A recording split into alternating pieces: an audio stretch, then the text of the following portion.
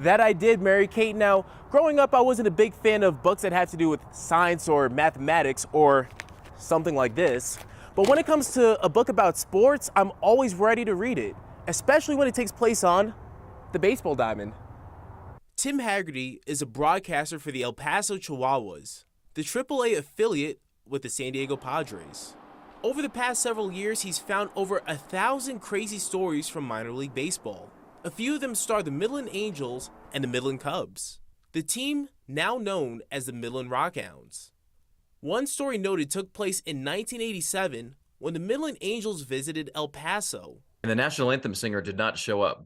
And there's no recording of the national anthem. There's no tape to play as Plan B for the anthem.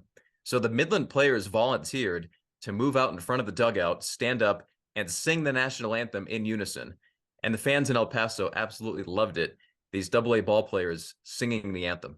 And that story is new, even for people that have been around the organization for several years. You know what, that one I hadn't heard about the national anthem, but I mean, obviously it's in the book and, you know, the story there, but yeah, I hadn't heard that. But we've had single players sing it, but I didn't know about most of the team.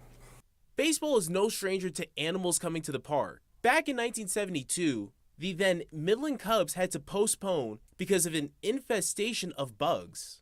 There were thousands of grasshoppers living behind the center field wall, and that day, when the lights came on, these grasshoppers scattered everywhere.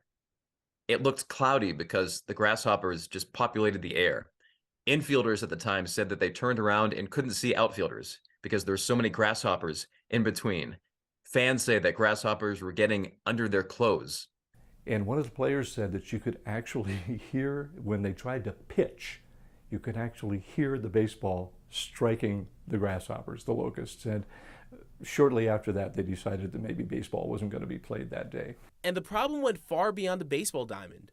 The city had to shut down. They had to fumigate Midland to get rid of all of these grasshoppers that just took over the city. There are 1,001 stories to read and even look at.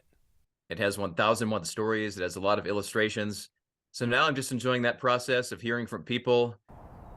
And Mary Kate, I put in my order on Amazon for Tim's new book. It should be arriving within a week. And for CBS 7 First Alert News, and of course, baseball enthusiast, I'm Jarbrix Davis.